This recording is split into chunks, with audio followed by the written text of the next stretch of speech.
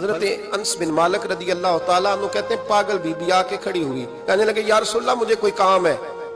ڈھیروں لوگ بیٹھے تھے حضور کی بارگاہ میں، محبوب نے توجہ فرمائی، فرمایا کیا کام ہے؟ کہتے ہیں حضور نے کہا ہی تھا کیا کام ہے کہ اس کے قبیلے والے لوگ بول پڑے، کہنے لگے یا رسول اللہ یہ تو پگلی ہے، دیوانی ہے، ایسے ہی کرتی رہتی ہے، چھوڑے۔ کوئی ایسے غیر جو ہے وہ لفظ بھی نہیں تھے غیر محفوظ، حضور ایسے ہی کرتی رہتی ہے، دیوانی ہے۔ لیکن جناب انس بن مالک کہتے ہیں حضور علیہ السلام کو یہ لفظ اتنے برے لگے کہ میں نے چہرے پر آثار غضب دیکھے۔ محبوب کریم فرمانے لگے خاموش ہو جاؤ، تم سے بات کر رہی ہے کہ مجھ سے کر رہی ہے؟ تم میں سے کسی کو اس نے آواز دی؟